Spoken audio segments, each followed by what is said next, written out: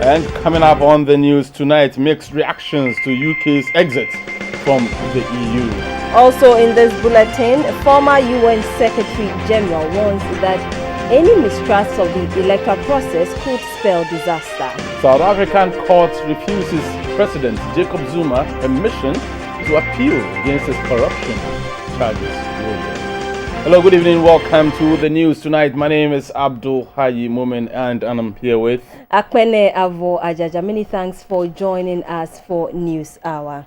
I will now take you straight to the UK, where the UK has voted to leave the European Union after 43 years in a historic referendum. Leave won by 52% to 48%. We stay in the UK, where Prime Minister David Cameron is to step down by October after the UK voted to leave the European Union.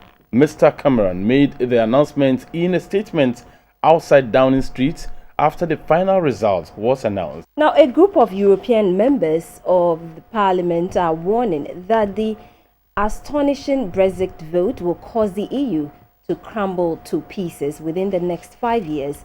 Their statement came as Britain voted to leave the EU, contrary to all projections by pollsters, to the bewilderment of the Eurocrats in Brussels. In related matters, EU leaders have insisted that the UK must move swiftly to negotiate leaving.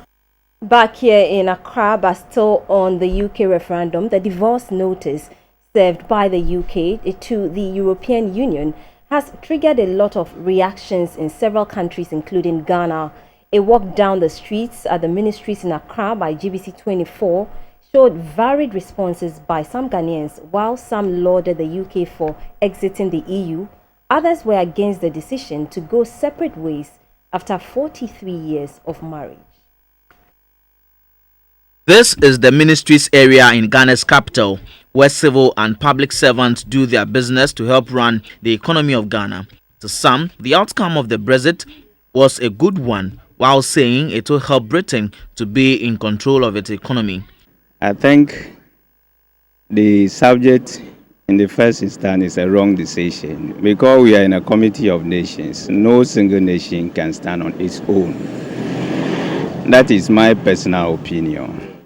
But if the citizens of Britain think otherwise and voted overwhelmingly to the motion, that is a collective national decision. I feel they just want to be unique, try to do things on their own. Because UK is an island on its own. They've got Scotland, Wales, Ireland, Gibraltar, and England itself. So I feel maybe they are just trying to form their own association over there so that they can be able to also command things from their island. But then I don't think it's a right decision to back out of the EU because they are all in Europe. It's a continent on its own. These UK people, they have their own, if I should say, their own reasons of why they want to, leave the EU, of which maybe is peculiar to them. I don't know. But in a union, it benefits all.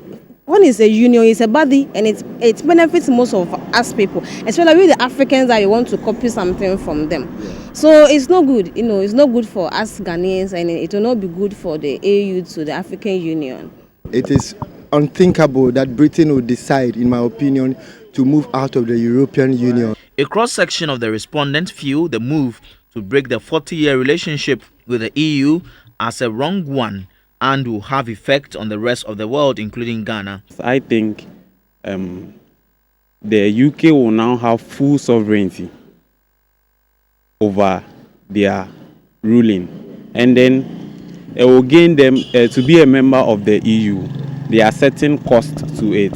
They will now be free from those costs, and they will be free from the regulations that burden them as a result of being a member of the European Union. The impact of this historic decision is enormous, and the pound has already taken a nosedive, while gold price is surging, and this is good news to gold-producing countries like Ghana.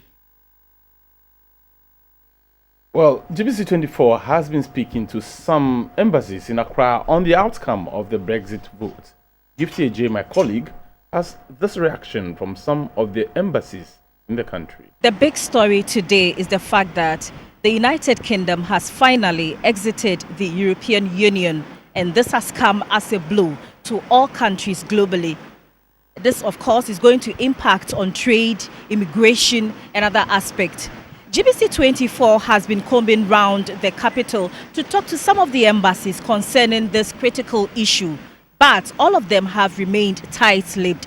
We've come to the mother body, the European Commission, and the situation is still the same. Germany is the biggest economy in the 28-member European Union and was one of the nations urging Britain to remain in the EU. But just as the head of the EU was not willing to talk, so was the German ambassador. The UK High Commissioner, John Benjamin, spoke to us via telephone. The UK is and will continue to be the world's 5th largest global economy. We're the only major developed country that meets the UN goal of 0.7% of gross national income for aid. We're a permanent member of the UN Security Council, and so on and so forth. So we will continue to be highly relevant and a major player. Of course, we have a very special and historic relationship with Ghana that goes, of course, way beyond simply government-to-government relations. We have a very rich people-to-people relationship between our two countries. And we expect that to continue and we'll work very hard to make sure that it does so. Meanwhile, Russian President Vladimir Putin says Brexit is a choice made by the British nation. Well, I'll bring you back home and to the capital, Accra, where President John Dramani Mahama has made the final sweep on his accounting to the people tour, with visits to Choko, Mamprobi, GBC and La. He said the government will continue to deliver quality service to the people. Napoleon Atukito with this report.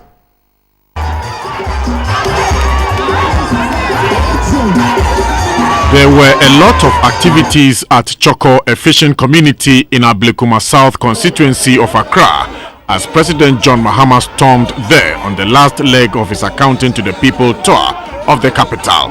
For a community like this, where main occupations are fishing and related businesses, messages usually center around landing beaches, cold stores, business accoutrements, and financial credit.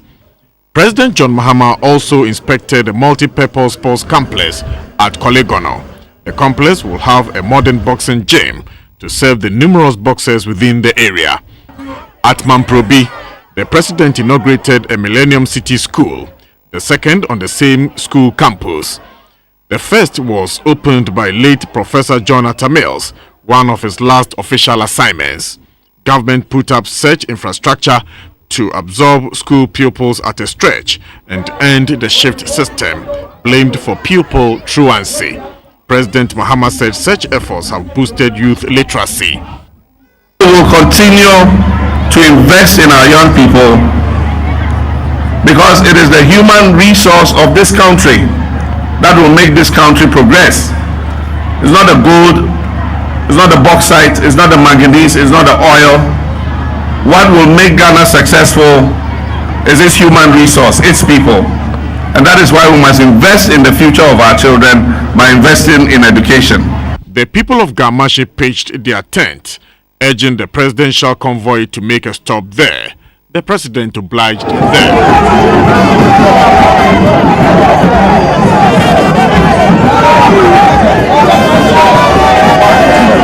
There were more fireworks when the Accounting to the People tour hit La in the Dade Kotopon constituency.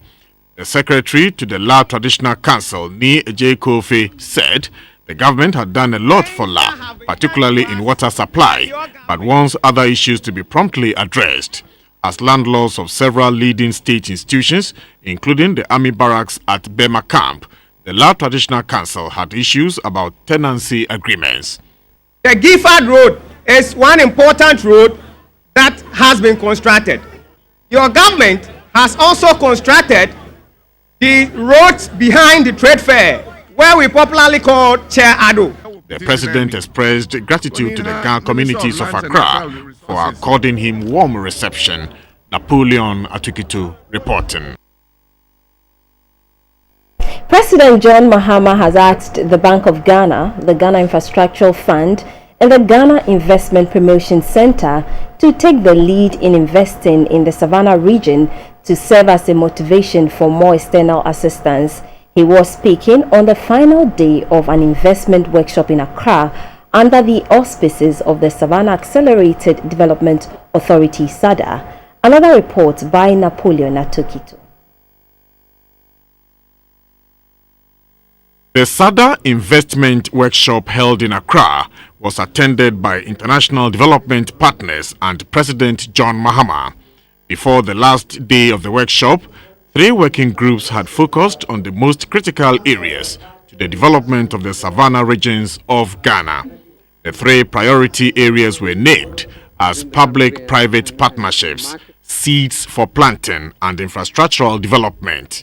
In a bid to bridge the development gap between the deprived north and the relatively developed south of Ghana, emphasis was placed on human resources, with the provision of free education for northerners during the First Republic. In the current Fourth Republic, attention has shifted to harnessing the resources of the Savannah region, particularly its agricultural potential, to improve livelihoods as well as infrastructure. Dr. Shashi Kolavali of the International Food Policy and Research Institute said, when asked about what they think could turn the fortunes of the North around in a research, the locals placed their bet on SADA as the fulcrum of the anticipated change. Another important area critical to agriculture is really access to improved seeds. It's not just the fertilizer that matters in productivity, but what kind of a plant do you apply fertilizers to? You can increase your returns to fertilizer. So changing seeds and varieties is a key indicator of agricultural performance, and Ghana lags behind that. The World Bank has weighed into the SADA project following an appeal by President John Mahama. We see the necessary steps as being focusing on a business-oriented agriculture system for the North, where small, medium, large farmers are in it not because of handouts from the government, but because they see it as a mechanism to make a living, make a profit, and to realize development and therefore improve incomes for people. President John Mahama decried the tendency in some people to stigmatize SADA as a failure. He said the process is on a tortuous path like all other novelties before it could beam the bright light. Let's be truthful to ourselves. Its comparative advantage is in agriculture and agribusiness. It has most of the arable land in the country. It has an easier land tenure system than you find in the southern areas. It has large quantities of surface and underground water required for irrigation, and the soils are by and large fertile and suitable for a broad range of crops, aquaculture, and livestock. SADA was created by the Mahama administration to help revive the economy of the 3 regions in the north, including parts of the Bunafo region. Napoleon Atokito for GTV. In other news, a former UN Secretary General and chairman of the Kofi Annan Foundation says democracies without credible elections are not democracies at all. In a lecture in Accra, Mr. Kofi Annan told his audience Africa needs free and peaceful elections to progress. The Krontini Akwemu lecture on the topic Credible and Peaceful Elections, a prerequisite for Africa's progress, was timely as Ghana heads to the polls later this year. Elections are key pillars of democracy, but in most parts of Africa, elections have been mismanaged, leading to conflicts which retard the continent's development. Mr. Kofi Annan stressed that elections are important aspects of democracy. Today, almost every leader claims to govern by democratic principles, and governments organize periodic elections, most of which are open and fair. But there are many leaders and regimes who manipulate the system to make sure they win. In other words, rather than impose their rule through brute force, these leaders are tempted to subvert the legal and democratic framework. It is ruled by law rather than rule of law. Regimes have developed a multitude of methods, some more subtle than others, to ensure that the level playing fields are limited to sports competitions only. The Nobel laureate spoke about some challenges that must be addressed to ensure credible elections. First, the need to strengthen the rule of law so that elections and the rights of voters and candidates can be protected. Finally, unregulated money in politics undermines voters' faith in elections and confidence in democracy. Vote buying, bribery of candidates, including by organized crime, have to be prevented. Mr. Annan said democracy is not fully achieved and that it is work in progress. It is up to you and the next generation, the young men and women in this room, to work towards deepening and sustaining the democratic ideal. It is your country now. It is your world. This is the 12th Krontini Akwemu lecture organized by the Ghana Center for Democratic Development, CDD Ghana, and was attended by foreign and local dignitaries, including former President John Agyekum Kufuor. The Ghana Broadcasting Corporation GBC has held a consultative meeting with the registered political parties to discuss details of balloting for the order of appearance for the free programs offered by GBC as the country heads for general elections in November. As the 2016 general elections draws near, all efforts are being put in place to ensure the polls are being conducted in a free and fair manner. The Ghana Broadcasting Corporation is also doing its bit as the state broadcaster to make the elections free and fair. To this end, the GBC has been meeting the registered political parties. In an earlier encounter, the state broadcaster outlined its guidelines for coverage of political parties and presidential candidates, and GBC pledged to give the parties a free program appearance slot. The meeting was therefore to discuss the parameters for the balloting process to determine who appears where and to avoid any clash or controversies. We have two stages of the process. The first stage is for the order of appearance for the balloting itself. What we are proposing is that this should be in alphabetical order. So that if we do it and you pick number 3, for example, then you'd be the third person to go and press the button, the National Lotteries button, and then whatever number comes out, that is the number of the order of appearance in which you would appear on our programs. An issue was raised about some political parties not being able to file nominations when the window is opened, and therefore GBC should wait before the balloting is done. But some also wanted the process to go on. If all the political parties here register to the EC to run the elections, we are prepared to debate all of them. But until that is done, wait for some time. Let us file our nominations to the EC, and then we'll come for the ballot. For now, where's the political party? We are all equal. So the GBC are going according to the mandate given to them. That's what they have invited the SCA. There are some political parties who will not file their nomination, and they will be just wasting our time. That notwithstanding, I think that the process should go on.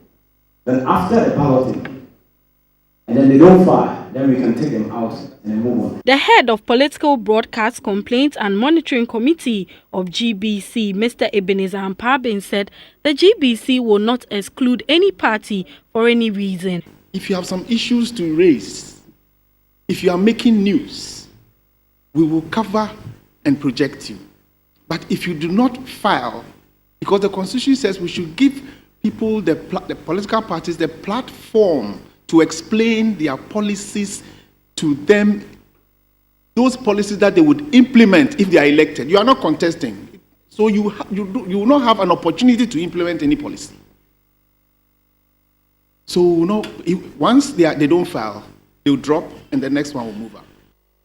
A consensus was reached and balloting will take place on Monday, 27th of June at the National Lotteries at 11:30 a.m.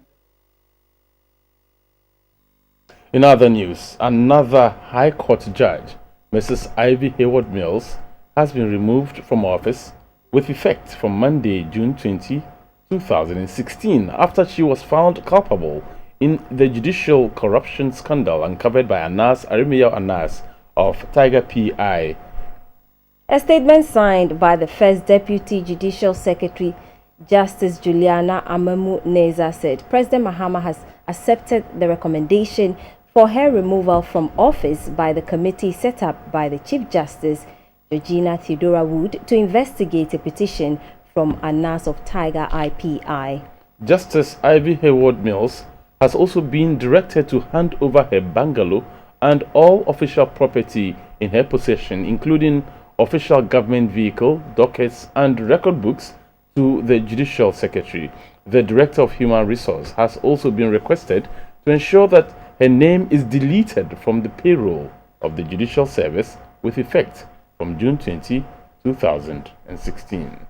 This is News Hour Live on GBC24 and GTV. We'll take a break. We'll be back shortly with business.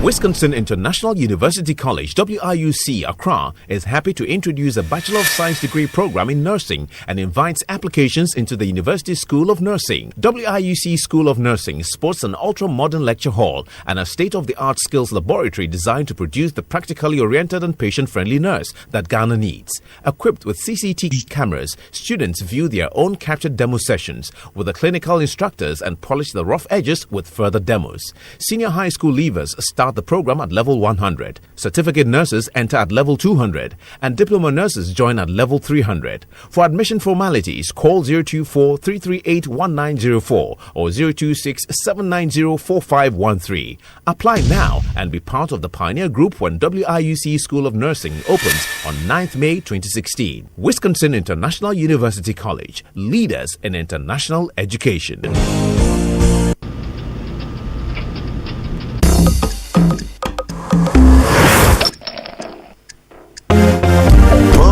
The jam, pump it up while your feet are stomping and the jam is pumping. Look at the crowd is jumping. Pump up the jam and push up your hand. You know, say make fans they plenty like sand. Jump up and dance, make them understand. Say me energy could have never be contraband. Enjoy the same great tasting goodness wherever you go in the new plastic bottle. Let's go.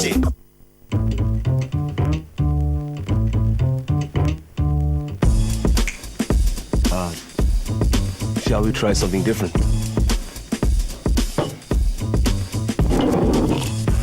It's Jameson Irish whiskey, triple distilled and twice as smooth.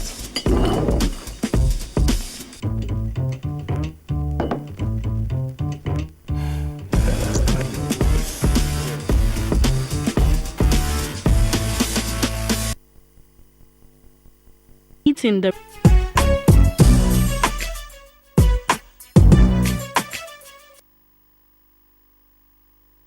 Hello, good evening and welcome. It's the last working day of the week and we bring you some business updates. I am Dorothy Ajimai. The head of the finance department at the University of Ghana Business School, Professor Godfred Bokbeng, is of the view that the ramifications of the exit of the UK from the EU on the Ghanaian economy will not be that much because it is not fully integrated into the global economy. On June 23, the UK settled a question that has been rambling close to the British politics for a generation by voting to exit the European Union. Let's not just focus only on UK. How other countries respond is equally important. I want to believe that Ghana, through ECOWAS, through AU, should better manage the fallout than Ghana doing it as individual. You understand that? So, because if you look at the economic partnership agreement, they are doing it in a block rather than dealing with individual countries. So there are some things that could be managed at the regional block or at the continental level. And then, you understand, I want to believe that the African leaders would have called themselves and see, how do we strategize? We've seen how the foreign exchange market, even at the global level, is playing out. I mean, the pound has lost value significantly against the dollar. Last couple of decades, but these are all initial reactions, and I want to believe that with time things would stabilize. But if the switch is towards gold, would that not be good news for Ghana?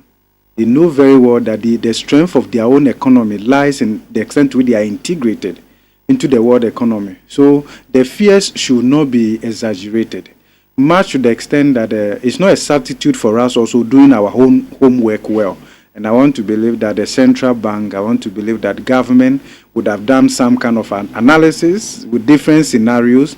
If they remain or if they exit, what likely effect would this have on foreign policy and then all of that, immigration issues. But I want to believe that UK necessarily will not close their borders just because they have exited. In other news, the price of gold surged in the early hours of Friday as it became clearer that the British public had voted to leave the European Union. The precious metal rallied to nearly $1,360 an ounce, its highest since March 2014, after dipping as low as $1,255 an ounce after voting closed last night. It has since tiptoed back from that high, but is still up at $1,313.80.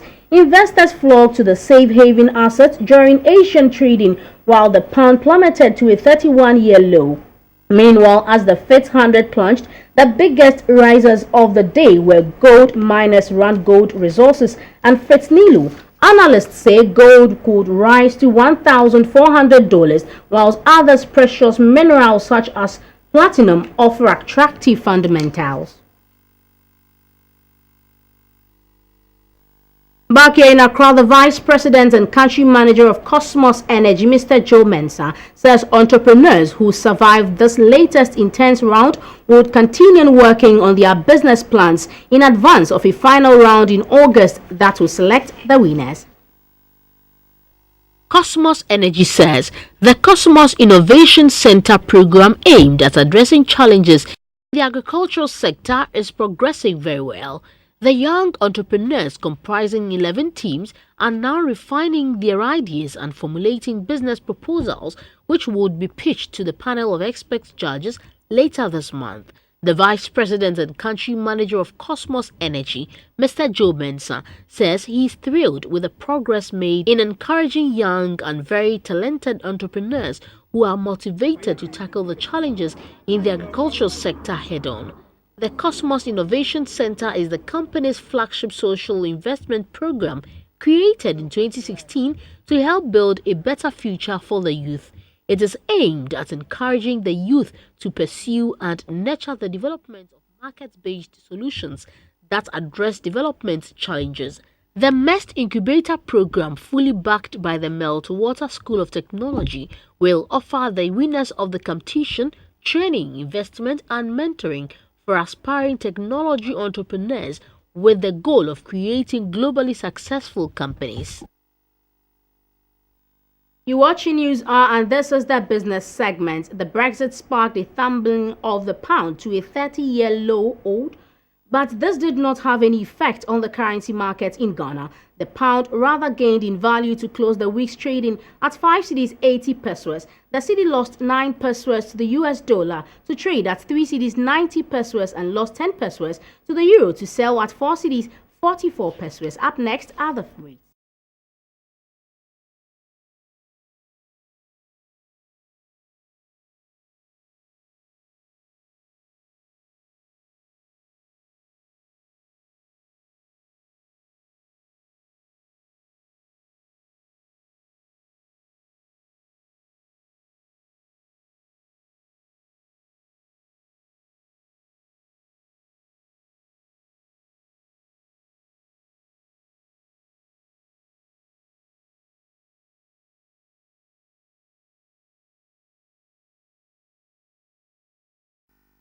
On the commodities board, light crude lost $2.47 to trade at $47.64 a barrel. Cocoa also lost $120 to trade at $3,115. Gold, however, appreciated by $66 to sell at $1,327.20 an ounce.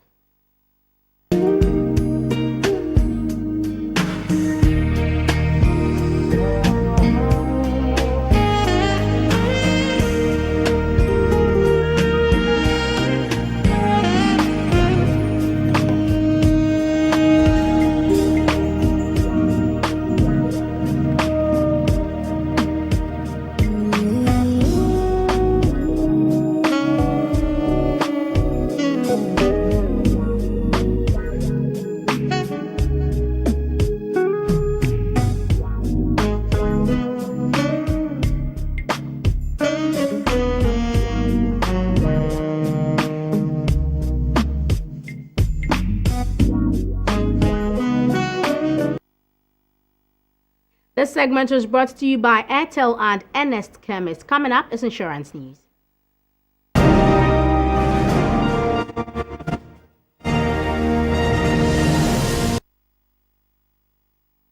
Shares across the insurance sector fell heavily in the wake of Britain voting to leave the EU, with many in the industry concerned about the impact of the referendum result on Lloyd's, London's insurance market. High-quality global journalism requires investment. Insurance news was brought to you by SIC Live. The news continues.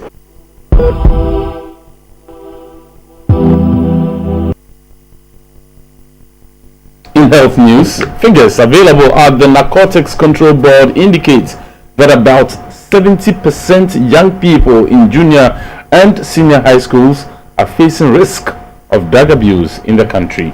Top on the list of drugs abused are cannabis or marijuana, alcohol, and cocaine. A sensitization program to mark the International Day Against Drug Abuse and Illicit Trafficking, organized by the Gish Foundation and NACOB for students in some senior high schools in Accra, laid particular emphasis on battling drug abuse among young girls. The Narcotics Control Board and the Gish Foundation, in expression of their determination to strengthen action on the battle of illicit drug abuse, educated students on the harmful effects of drug abuse with the launch of the I Stand Against Girls in Drugs campaign. The campaign comes at a time where a great fraction of the youth today are at risk of drug abuse.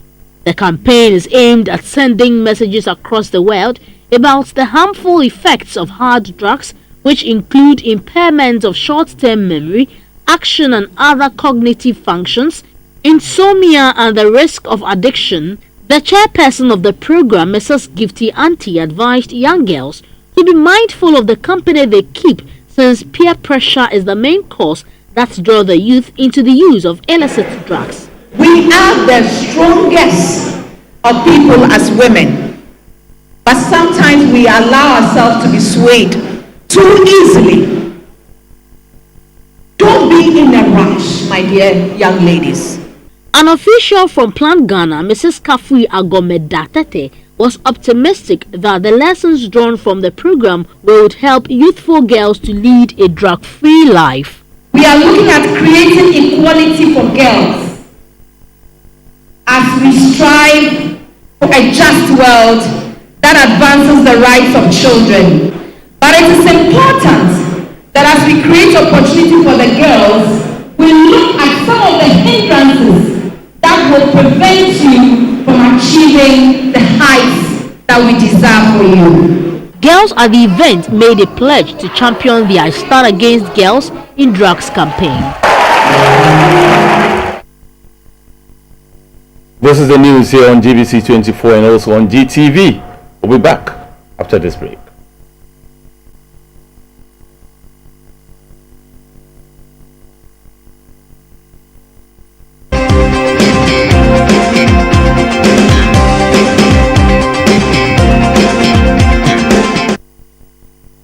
On the international front, a South African court has refused permission for President Jacob Zuma and prosecutors to appeal against its ruling. The authorities in the Democratic Republic of Congo have arrested 75 suspected militiamen for murder and rape in the province of South Kivu. More news ahead. Stay with us.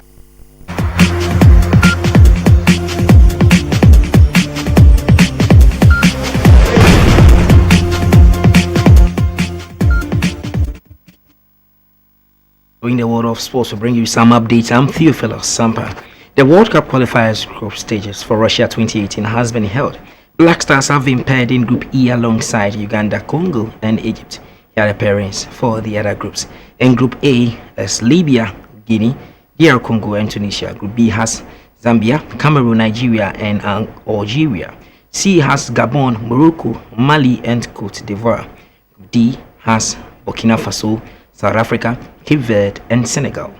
Group E, Ghana, Congo, Egypt, and Uganda.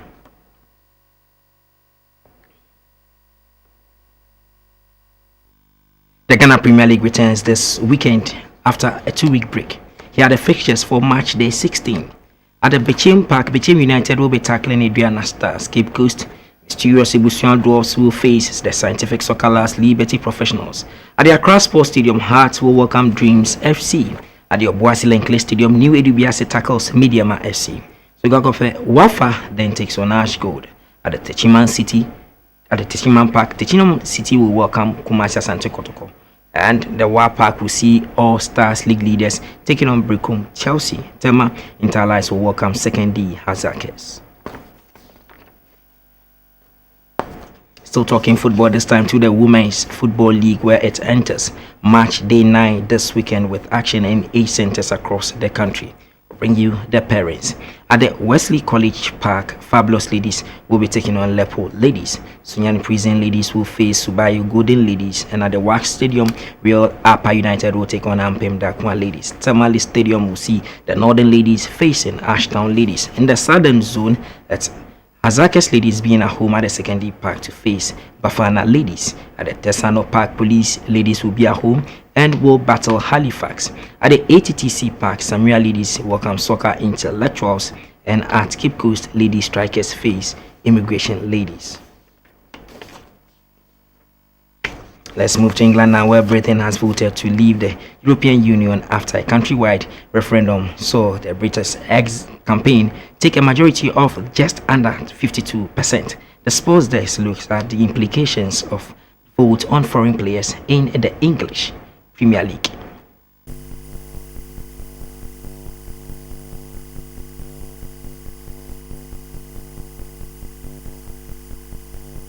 Mavis Simtimbwachi, popularly known as Lily M, is making waves in the music industry. An Afrobeat musician, Lily M expresses the nature of the African woman with references to great women like Mariam Makeba, Oprah Winfrey, and Sharifa Gunu. She believes that the African woman must rise to nurture life and that every woman can strive to achieve her ambitions.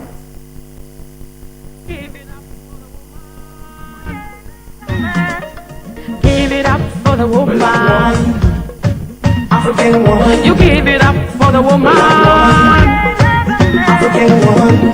Do you really want to know?